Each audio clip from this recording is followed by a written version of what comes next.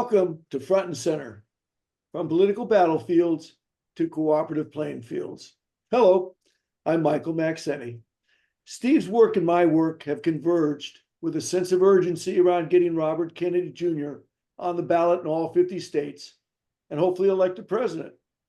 We are each focused on what we can do, which will allow us to move forward to that more beautiful and just world our hearts know is possible. Steve, would you reintroduce a former guest and a friend, Christopher Life, and get us started? Thank you so much. Well, here we are. We interviewed you back last spring before your conference, Christopher, that you did in Austin, the independent National Convention. National Convention. Christopher, you've been an activist for many years. You've worked in all kinds of positive social change movements. And you've been involved in this creating an independent citizens movement in this country. These times seem absolutely crazy. The great paradox of our time is that at a time when it certainly seems like the body politic is more polarized than ever before, there is an even more sense of urgency that we need to get up off of the political battlefield onto the cooperative playing field and create a political movement that really reflects the fact that more than 50% of American voters now identify as independent. So there's an upcoming conference, Christopher. It's happening this September. It's a follow-up to what you did last April. So welcome, Christopher. And why don't you give us an update on the conference that you're doing and how it relates to bringing together a really coherent independence citizens movement in this country. Michael and Steve, thanks for having me on your show today. So the name of our organization is United Independence, and the event that we produce is the Independent National Convention. And we activated this regular event series in 2020 to juxtapose the Republican and Democrat national conventions, right? We have a national convention to bring together the left and the right. There's also third-party conventions like Libertarian Convention, for example. But up until 2020, there was never a national event designed to bring independents together. What is an independent? How do we define independence? We define independence at a political level as anybody or any organization that's not bolted on to the existing two-party system. So the two-party system has been the dominant system of political control in our country. And so what we identify as independent is anyone who's independent from that dominant power structure. And so there's never been a national event specifically designed and tailored to bring independence together. In doing so, we've also identified a cultural definition of independent, which is an individual who thinks, speaks, and acts their own conscience. And ultimately, this republic was designed by the founders to be nonpartisan, right? George Washington warned against political parties in his farewell address. The founders did not intend for there to be political parties in this country. And so this republic was designed for every individual to be nonpartisan and for every individual to earnestly consider their own conscience in how they participate in stewarding our republic. So we have a world today where most people are partisan, or I should say up until recently, the majority of Americans have both been partisan and have been not really thinking for themselves. They've kind of been in the groupthink of the left or the right, respectively, the hyperpolarization, and the media echo chambers that, regurgitate one of those two narratives. So it's critical that we identify who out there is actually politically independent and who out there is actually thinking for themselves, and creating a space for us to build relationships, for us to share vision, for us to be able to identify contexts of synergy and partnership, for us to establish narratives that we can understand and replicate, and that we can share with the media, and that the media can share, so that the independent movement moves from being this kind of nascent, amorphous, siloed, fragmented, disparate network to a coherent political movement with a real center of gravity and real political muscle. And so that's why we founded the Independent National Convention in 2020, skipped a couple of years with COVID, ran the second one in 23 in Austin. We had several hundred organizations represented at that event. We had about 650 awesome participants in that event. And then this year is going to be our largest event yet. And so this year we're doing it in Denver. It's an election year. We have the Democrat National Convention, or excuse me, the Republican National Convention happening right now as we speak in Milwaukee. In August, we have the Democrat National Convention. So we have the RNC, DNC, and then what do we have in September? The INC. In September, we have a national event for independence. So we can really see that you've got three options. You know, what do you want? And for the 51% who respond to Gallup polls saying, I'm an independent, this is the national political event for them. This is the national political event for everybody else. And as we come together, we learn together, we build relationships. And this is the process by which we can do something radically transformative. Last point I'll make, and I'll give it back to you guys, is that when we think about the Revolutionary War and the founding of this country, a lot of people don't think about that happening in like a 30-year time span. But it took 3 decades to go from the idea of an independence movement to an actual independence movement to an asserted independence movement through the Revolutionary War to a successful win to the formation of a new government. So it's like that's like a generation, right? 30 years. So we're in, I would say, the second great independence movement. This time it's not from Britain and King George III. This time it's from the two-party system, but we're running the same play, right? 250-year birthday of the country. It's about time to do some spring cleaning. You know, the Tree of Liberty needs to be refreshed from time to time. A classic quote from Jefferson, I believe. And so we need to refresh the Tree of Liberty by declaring independence, remembering what it means to be an American, what it means to be independent, what it means to be a citizen of this republic, and build a community of people who are remembering that together. And that our task as modern patriots is to end the control of our country from the two-party system and to return the power back to the people. And a lot of people say, return the power to the people. We don't know what that means. That means that parties don't control the government, but people control the government. And the way you get people to control the government, you have independents that are elected to steward a particular seat for a temporary period of time, and they go back to their farm and another person steps up, as opposed to a political system of a party that might control a seat for 100 years. Christopher, you are speaking to the choir here, but what you just said is with the exception of the event, is basically what I've been working on since 2010. And you can see the first event over my shoulder. I have a little one of the remaining posters of it, Party Against Both Parties, back March 3rd, 2012. Wow. Which was the first event we did to do exactly what you're now talking about here. And your quote from Jefferson, a little part, and I'm paraphrasing obviously, but another part of that quote was to refresh the Tree of Liberty with the blood of the citizenry, or something. He said it like that. And of tyrants and patriots. Yes. And one of the things that I've been focused on as part of my personal contribution to this is to help keep it a responsible revolution so that we don't have to have any loss of life, or as little as possible, and not resort to that, to be able to refresh that Tree of Liberty. So thank you so much. Yeah, and a quick response to that, I think, is a very, very important point. It is the second part of that quote that I don't use because it's a little bit gruesome. The Tree of Liberty wants to be refreshed with the blood of tyrants and patriots. I think the point that you're making is very, very, very important, especially with the recent assassination attempt on Trump and the kind of bringing violence back into the center of American politics. Yep. What we have to remember is that those that ran the Revolutionary War, both the founders of the country, those that organized the Continental Army, and those that actually fought in the battles of the Revolutionary War, they gave us a very precious gift. And the gift they gave us was the ability to enact regime change nonviolently.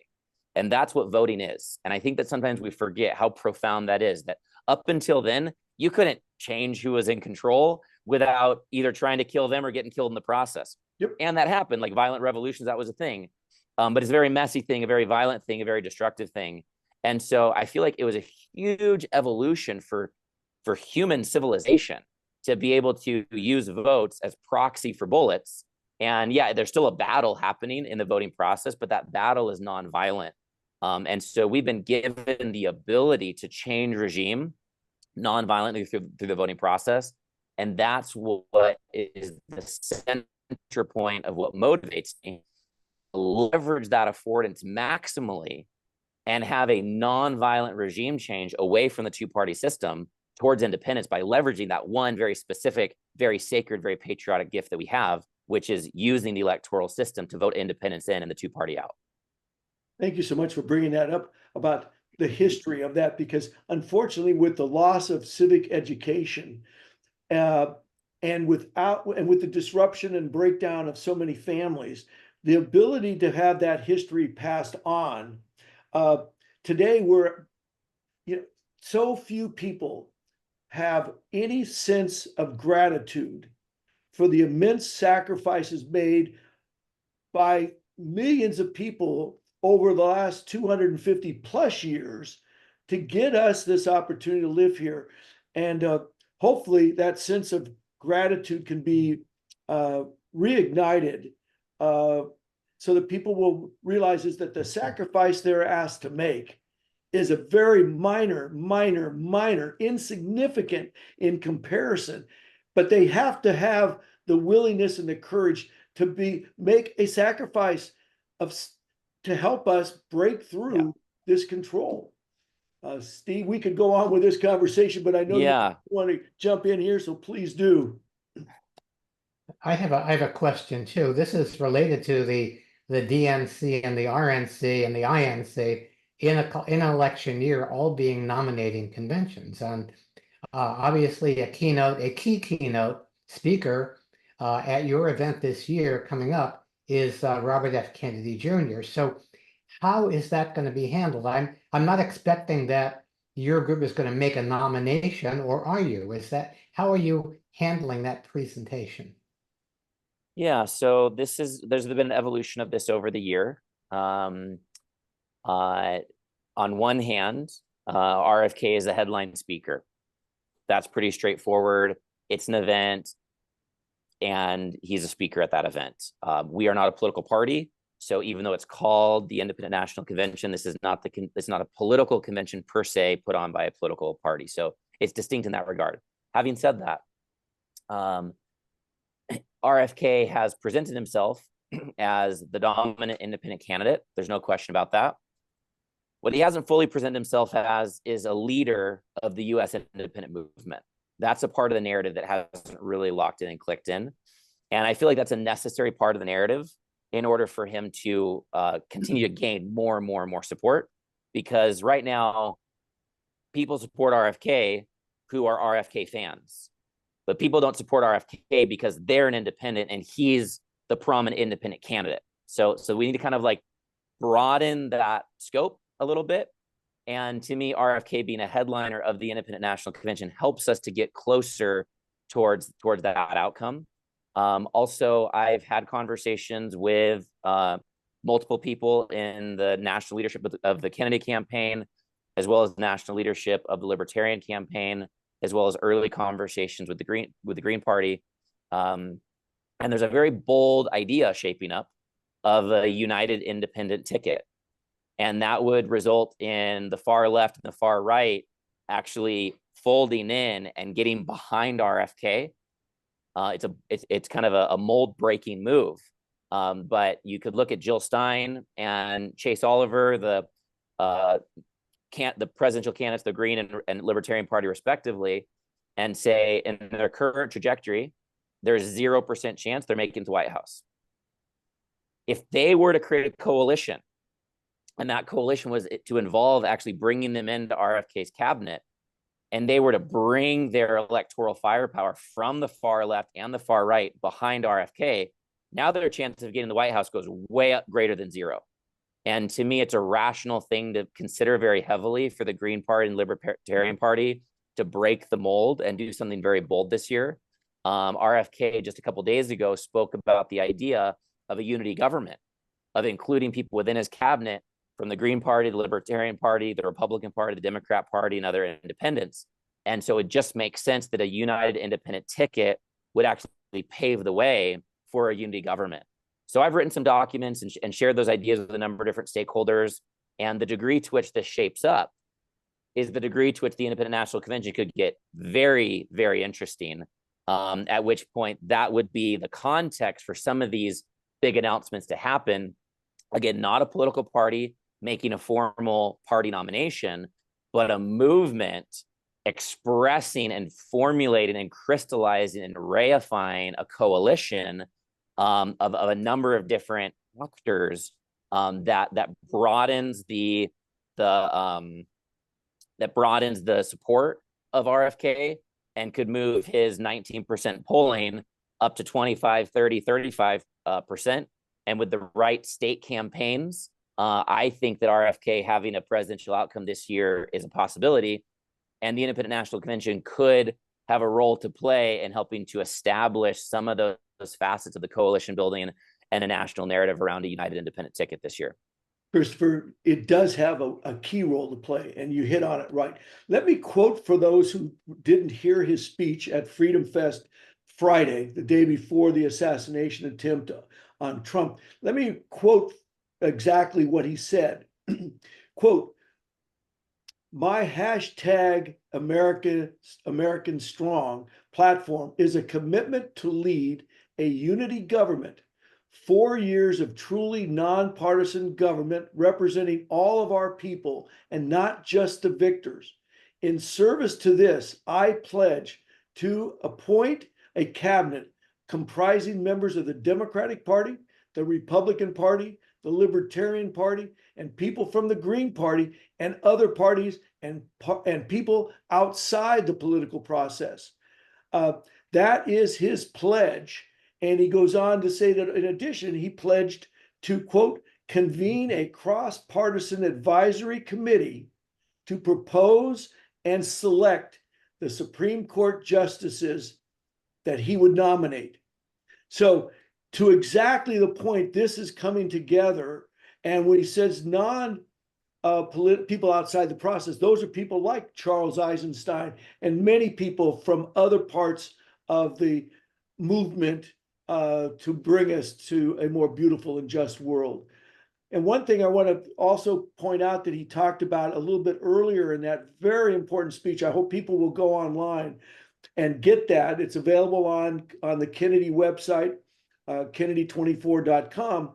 But another quote that he made that was an interesting answer to why he wasn't willing to debate in that Freedom Fest with Jill Stein. And I apologize, Oliver, for getting his first name. Chase Oliver. Yeah, the other one, yeah, the Libertarian. To doing the one in September that they're having. And I think his quote on that is important for people to understand. He said, quote, "The grassroots environment," which he'd been involved in for 40 years, and is, quote, "one of the great failures of the environmental movement was the inclination for various chapters of the environmental movement to make war on each other and forget who the real enemy was. The people, the power centers that we need to bring down. And that is the Achilles heel of almost every grassroots movement, is our inclination to fight each other." And that is why he said he was not going to fight, because those people, Jill Stein from the environment and liberty, they're his friends. They're our friends. And so that was his just reasoning, which I totally not only agree with, but I was blown away with, that he would make that statement there. And that's his position. Yeah. I'll mention something. So about 8 years ago, I started a very small political party called One Nation. And that was kind of how I got started in wanting to organize people that were devoted to deep systemic transformation and getting them into the political process. And I got a couple years into that initiative, and I looked around and I realized the country was full of small, early stage, minor third parties who all have a similar idea of creating political transformation out to the two-party system, and then realized that we were inadvertently in competition with each other for donors and votes and candidates and all that kind of a thing. And as soon as I realized that, I realized what we need right now is not another third party. What we need is a coordination system for these existing political parties so we can work together and coordinate together, right? The Continental Convention of our modern era, right? The Continental Convention called the colonies together and said, how can we work together to identify our common interest of being independent from Britain and pool our resources and pool our intelligence to be able to achieve this outcome? So 250 years later, I asked the same question: how can we, as independent organizations, Libertarian, Green Party, other independent groups, come together? And so that's what formed United Independence, was that passion, that realization, that understanding. So we're all kind of saying the same thing, that this wasn't 10 years ago. 10 years ago, the Libertarian Party needed to be the Libertarian Party, and the Green Party needed to be the Green Party, and independents working attention. But today, we're in a different environment. So the rules that applied to 10 years ago do not apply today in the same way. And this is the moment for coalition building. This is the moment for a united independent movement. This is the moment to break the mold and form alliances between the far right and the far left, because we all have the common interest of ending the two-party control in this country. RFK is certainly presenting himself as the man to get behind for this election cycle, as a way of exercising and flexing this muscle of independent coalition building. So these are all the things that are happening. To kind of bring it back to the event for a quick second, the Independent National Convention becomes a moment in time to bring all of these different groups together, right? In INC 23, we had 46 different panel conversations representing people from the whole spectrum of the independent movement.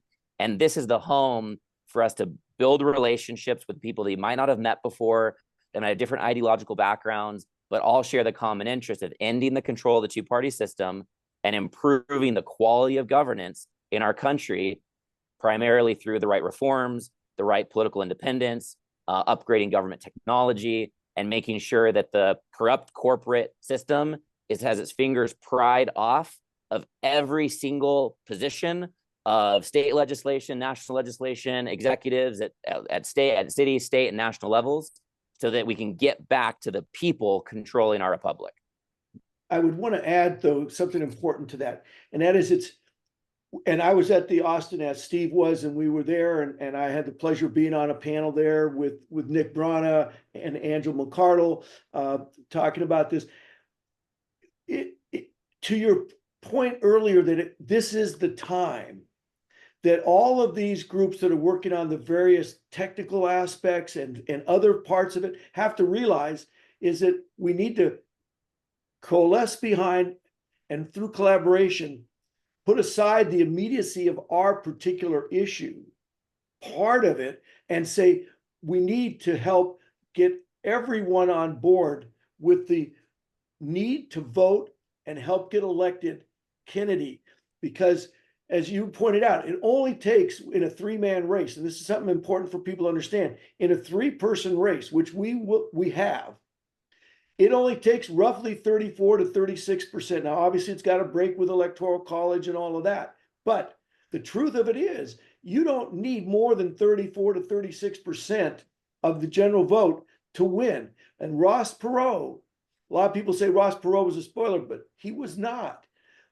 He drew exactly evenly from both parties, and the show 35-8 that's on the up on the internet right now with ABC, James Carville and the other big pundits all talk about it's a myth.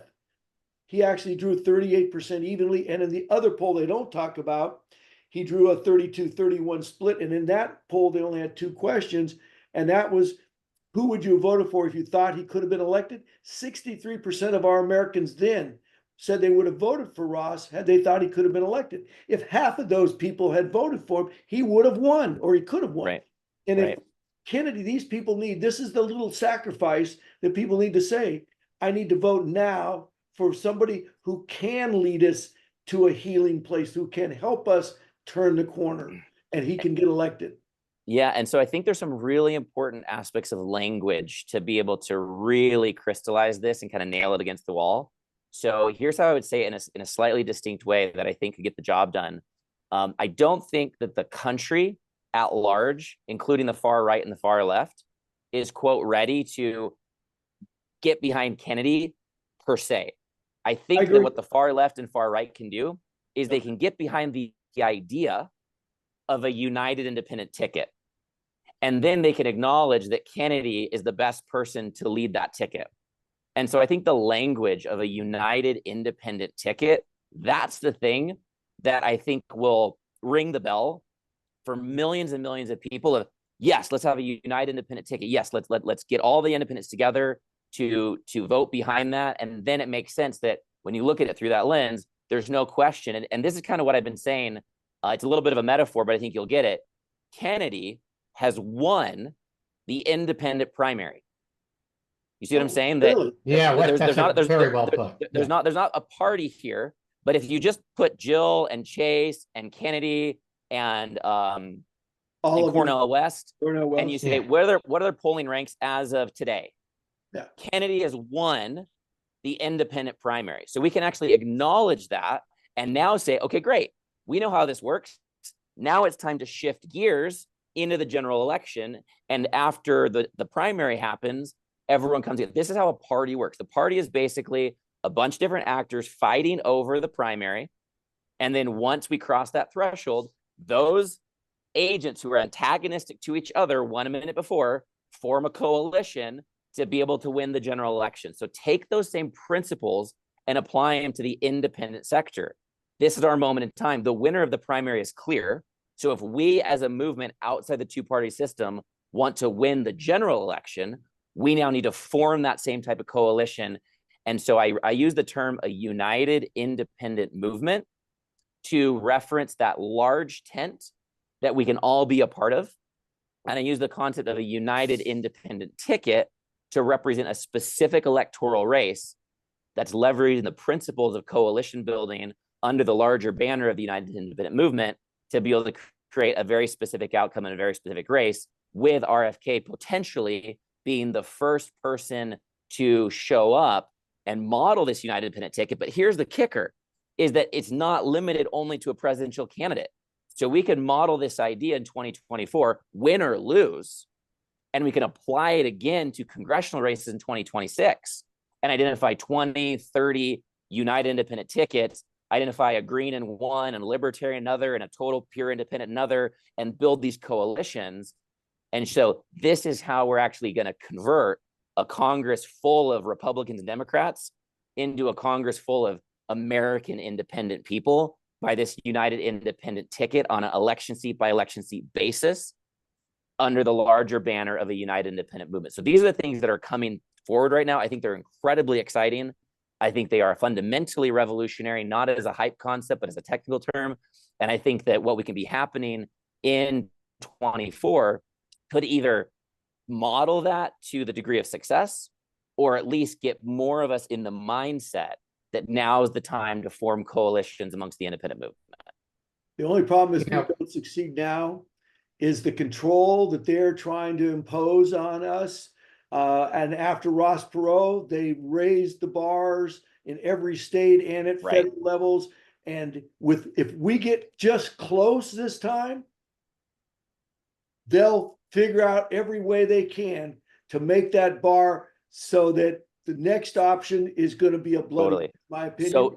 So we got to go for the win. We got to go for the win. And that bar raised could justify lawsuits, could justify a major recoil action from the larger movement. We get our picks and shovels out and we say this is completely unacceptable and inappropriate. So there's no way that they can win right now, because the only way that like a tyrant maintains its position toward the end of its reign is to like tighten the grip on power, which polarizes more and more people away from them. In a lot of countries, that's like overt violence of like killing people and killing and locking up political opposition. In our country, it might look like that way in some regards, but a further entrenchment of the two-party system is kind of how it shows up. We have to remember that our political party is controlled by a systemic tyrant. And the more it tries to lock up its control, the more that people are saying, no freaking way. This is the end. And it activates a greater tidal wave swell of more and more people saying enough is enough with this two-party system. So the way that I see it, yes, we got to go all in for 24, but we can't lose. Like the fate and the providence is already for the people, and that this is our moment in time over the next 10 years to rise and prevail and fundamentally end the control of the two-party system in this country and restore the positions of elected officials to individual citizens of this country.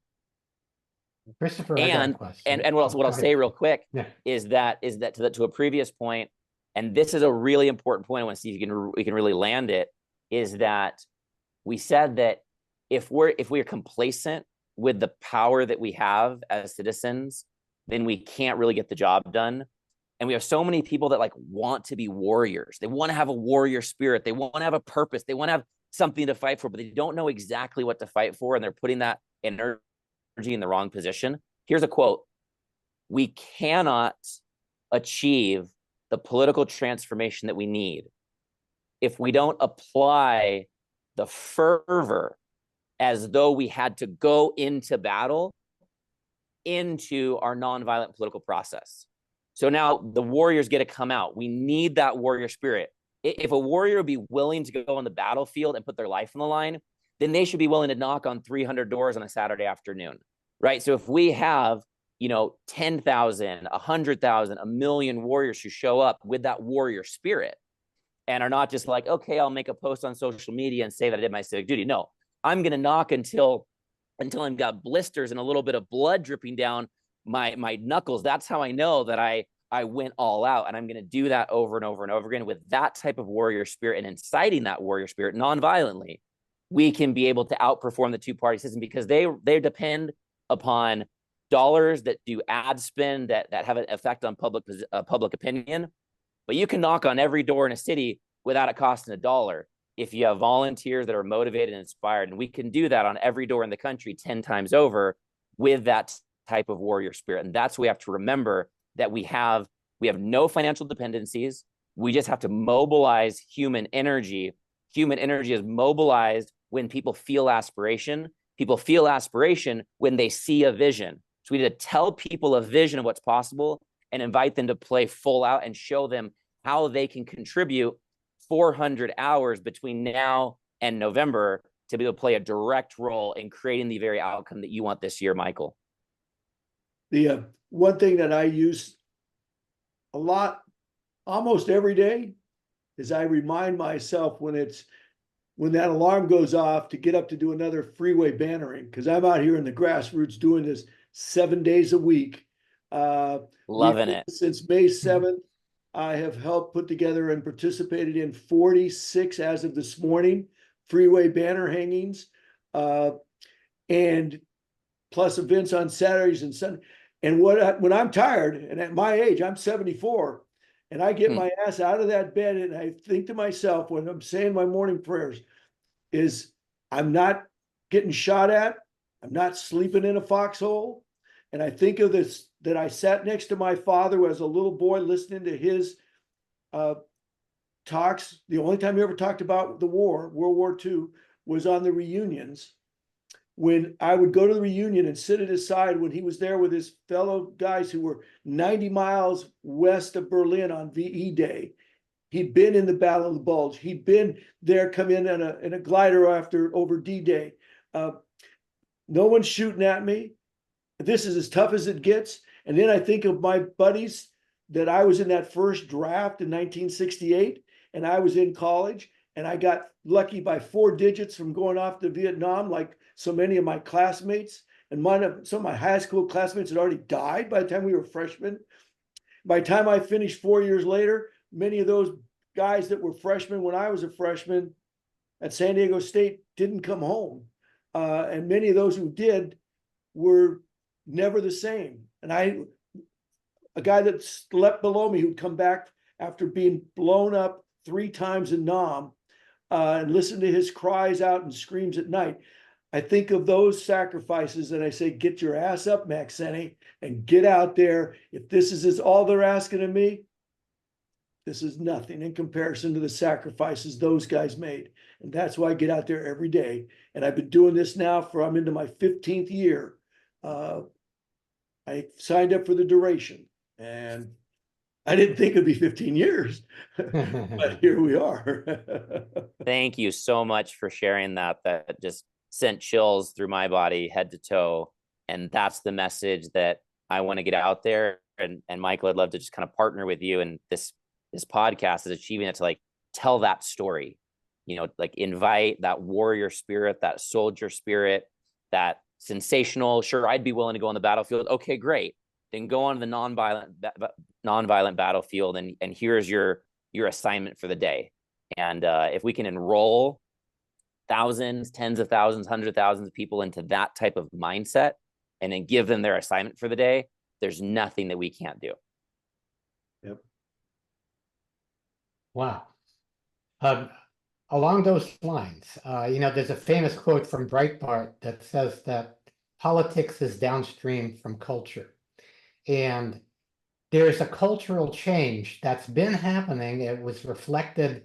What I loved about the conference last year in Austin is watching, Angela McArdle from the Libertarian Party, Nick Brana from the People's Party, beginning that conversation that you just talked about for collaboration and creating unity, not so much around ideological political positions, but around the idea that the people need to be in charge of our government, and the two parties are not going to let that happen. So those of us who've been excluded, who are outside that corral, we need to unite and prevail, which is the antidote to divide and conquer.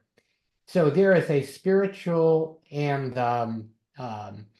psychological threshold, for those people who don't see themselves as warriors in this fight, but who are being battered around by the two political narratives, and who are likely, if it were happening now, the default for their version of the lesser evil. How do we actually create the courage in people to take that leap of faith, to step away from the lesser evil pitfall?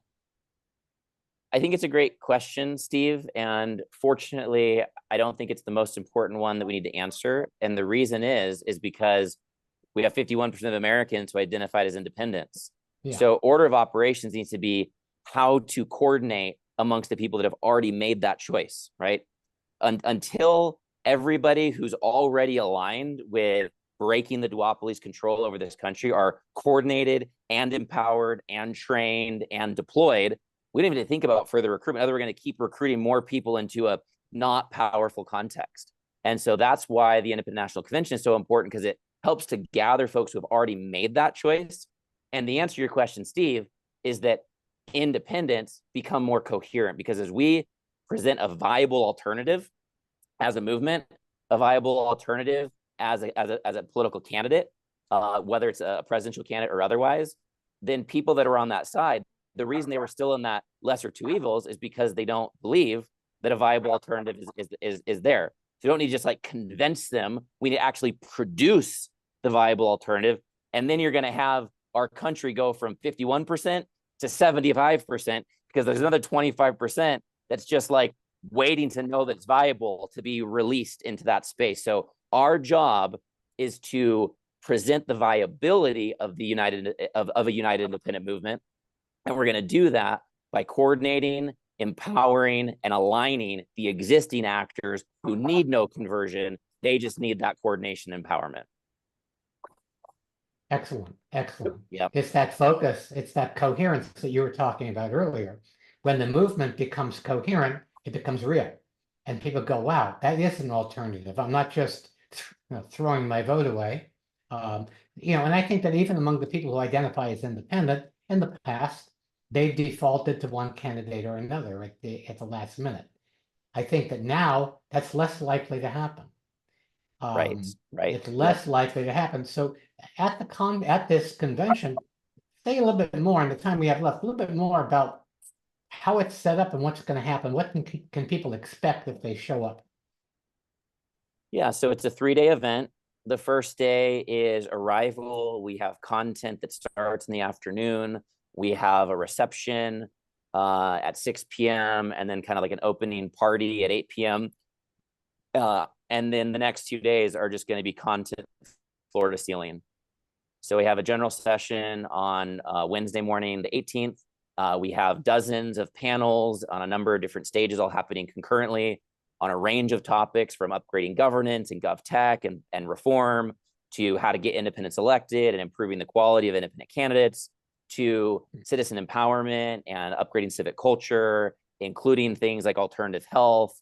And we even have tracks on business and the correlation between business and upgrading governance in our country, as well as on leadership and developing leadership skills and leadership capabilities. So I kind of looked at what I see as the most important topics on the edge of developing a united independent movement, and have put a panel conversation on every one of those facets so that we can come to the event, we can metabolize that edge, and we can grow in understanding and awareness and empowerment.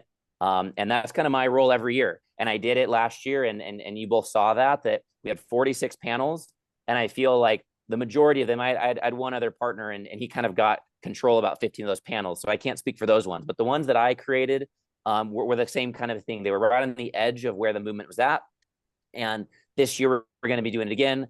And next year we're going to do it again. So the event's almost like a national ritual of moving the conversation forward, even though not everybody's there, but there's enough stakeholders from the nation there that we can actually kind of go somewhere together over this annual event series. So if you want to go with us, if you want to move forward, if you want to be a part of that, if you want to get inspired, get enrolled, get connected, form relationships, get educated, participate in the conversation, contribute your perspective, there's no place to be but the Independent National Convention. And we're saying our tagline's calling all independent Americans, right? So if you know that the solutions that are needed for this country aren't going to come from the Republican or Democratic parties, this is your event. If you know that we need an American population that's not perpetually manipulated by hyperpolarization, this is your event. If you know that we need to improve the quality of governance, how we do our voting system, the quality of transparency, the quality of our anti-corruption measures, if you want the governance of, by, and for the people to be restored back to the hands of the people actually, then this is your event. And by coming to this event, you get more involved, right? Who here, whether it's you two, I guess it's a rhetorical question for an audience, how many of you have been to an event that's changed your life? Because you went, you met people, you had insights, you had experiences, and it changed your life forever. Now, how many watch a YouTube that maybe give you information, but maybe didn't have the effect on changing your life, right? When we come to events, when we get boots on the ground, when we get immersed, when we connect to people, when we listen, when we turn off all the distractions, it allows us to really have a transformational experience. And a lot of people are craving for this transformational experience. They want to be a part of the solution, but they don't know how to get involved. Come to the event and bring your friends and bring your colleagues and bring your mom and bring your siblings and bring your neighbor and be radically transformed for the better. Remember what it means to be a citizen of the republic that is the United States of America, and be inspired by the role that you can play to create positive transformation and get a vision activated within yourself that this is possible. Because if you're stuck and you're thinking, oh my gosh, this is an inherent rat's nest of corruption and it's beyond repair and there's too much power, then you're not going to be motivated to take action. But what Michael knows and what Steve knows, what I know and so many of us know, is that this nation is not beyond repair, that the solutions are possible, that the people can rise up, that the reign of the Republican and Democratic parties has a limited lifespan and it's on life support right now. And it's our job to pull the plug out of that life support and be able to declare our independence and decide what happens next. And if any of that feels inspiring for you, then I highly recommend you go to inc24.us, you get your ticket, you make your travel arrangements, and you're there with us September 17th through 19th for INC 24 Denver. I had up on the screen there, I don't know if you guys could see it, but your 12 different tracks that I think are awesome. They cover the range of the major issues so that people can come and get involved in those areas and know how to help bring it together. I'm particularly interested, obviously, in the independent leadership and the candidates and campaigns, because one of the things that I get asked out in the field with the volunteers here in California is what happens after the election. What of all this energy and organization that we do go after the election? Now, here in California, to a point that was made earlier, we've got all these competing parties, which goes back to what Kennedy said about not competing with each other. And that's where in California, we have the benefit now where we have two principle-based organizations, the Common Sense Party and the Forward Party California, seeking to get party status. But we already have in existence somebody who's already in the dance, one of those six parties that is at a stage of rebirth called the American Independent Party. It's the new American Independent Party that has been reborn, and it's a brand new entity with the DNA of the Forward Party and of the Common Sense Party. And what I'm going to be hoping to do is to encourage and hopefully bring on board and bring those together and say, hey, folks, I worked on those for 4.5, almost 5 years. We couldn't get into the dance. They've changed the rules and they're not going to let us into the prom. And if we can't get in the door, we can't dance.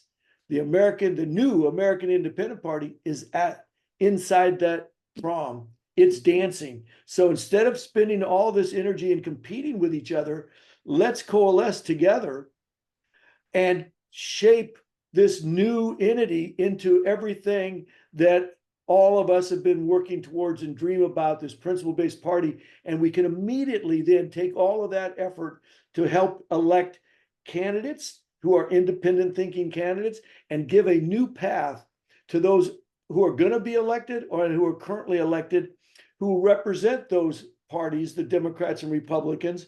And as soon as they know there's a new path for them to get reelected by standing up and doing what their heart tells them is right, what their constituents want and need. And if the parties try to use the old threat of we'll primary you out, we'll give you the endorsement and the money to your opponents, they can say, oh, hey, that's okay. I can have all of the campaign finance laws, the organization and everything from the American Independent Party. So that's no longer a threat. And if you want to act that way, then I'll just become an American Independent. I don't have to change anything about me. The simplicity of the American Independent Party as it was with the Common Sense Party and Ford. And I like to just simplify it and say, come as you are, come to serve, and bring your integrity. It's up to the voters to choose you over somebody else. It's not up to leadership or the money to dictate what you need to represent, vote for or against. It's up to the people. And that's the new path to get them elected. You're muted there, Chris. We need these structures. We need state-based political parties, as you're referring to. We need national narratives of movement level to create a connective tissue for all these state-based parties to come together. That's why I use the term a united independent movement, because that's a national context that all these different state-based parties can all like connect into and lace their narratives into, so we understand, not just in a general sense, but in a more explicitly articulated sense, that we are all part of one unified independent movement. And I'll take this as a moment in time to announce that we are in the process of forming our super PAC, United Independence Super PAC, which will allow us to fundraise from aligned organizations and individuals from across the country to fund this initiative, which then allows us to identify specifically in the 2026 election cycle, but also relevant in this 24 election cycle with Kennedy, in 26 to identify congressional candidates that we want to concentrate financial resource behind and tie together the movement building, coalition building of the interorganizational piece with mobilizing support, with financial backing, and tie all of that together so that as a movement, we can have more of the same types of ingredients necessary for an electoral win as with a typical Republican or Democrat candidate. So that's one of the other structures that's coming online, you know, correlative to your reference to the Independent American Party political structure in California. And these become the legal aspects of the infrastructure of the movement that allow us to really start flexing this independent muscle more and more. And my goal right now is to actually raise the $10 million this year and put all of that money right behind developing the narrative of the United Independent ticket and the idea of this united government or this unity government with RFK as the one that can be able to achieve that outcome. So if any of you are tied into folks that want to contribute to this mission financially, donating the super PAC is a great way to do it. If you want to contribute in a more modest way, just buy a ticket to the Independent National Convention. That's very helpful and supportive. And there's a lot of other channels of engagement that are coming down the pipeline. And kind of finish where I started, where I mentioned our organization is called the United Independents. The Independent National Convention is one of the things that we're doing, but the overall mission of our organization is to lay out the infrastructure of a united independent movement, including a super PAC, including a PAC, including a think tank to support independent candidates, including our national event series, including our campaign technology. We just rolled out, our tech company just rolled out a platform called Electify, which is a platform designed for independent candidates to get their entire software infrastructure for their campaign in place, including CRM, fundraising tools, event tools, project management, everything. So we're working systematically around checking all the boxes necessary so that the independent movement raises up from this nascent, amorphous, siloed network of people to a formidable political center of gravity that has all the right components that the left and the right have had, because that's what made them powerful, is that a candidate says, well, there I can get funding, there I can get votes, there I can get ballot access, there I can get all the things. Well, if the independent space has all those things and they get to stay in integrity and they don't have to give their souls away, then like, why would we not have a whole new cadre of emerging candidates click into this system, as well as a bunch of incumbents who are no longer wanting to be tied to that system, click into the system. And this is how you win, is you create an alternative that's so viable that it drafts energy outside of the existing system. So those deflate simultaneously to this inflates, and we create a new chapter of American history. Do you by chance know if that in your tech group, they have developed yet a functioning canvassing app? Yes, we have that in our system. We need to get hold of that here in California, because the one Great. we went with is not working, and we need that. And this just happened in the last couple of days. I will connect you to our product manager and you can do a demo immediately. Please. Great.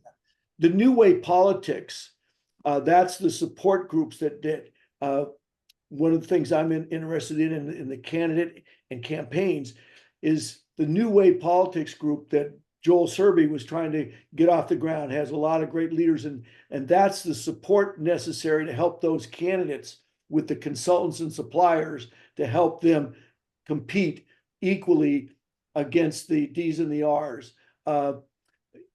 Having the campaign finance laws is one thing, but they also need the people who can help them with directly with the campaigns. So it's exciting times. And Joel's had a bit of a rough year this year, and that's kind of why we need to be parallel processing for resilience, so that we have, you know, we're able to kind of like step in and offer a lot of those types of things. And we have Electify, our tool, but we also have Electify, our vendor marketplace. So that's coming online. So the independent candidates can easily identify vendors that they need and consultants that they need to be able to run their campaigns effectively. So, you know, we need to kind of have multiple operations functioning for resilience sake. These independent parties, we've already got and the Ford Party and Andrew Yang's under his leadership, and the Ford Party, that's already going in many states. So the Ford Party, the Keystone Party, the Reform Party, the Alliance Party, we've got already well over, I don't know, close to, I bet, a dozen that are on official ballot lines. So we almost have every state already covered if we just continue to increase the collaboration, which is happening under RFK's banner. He's doing that, but it continues. We need to make it even more.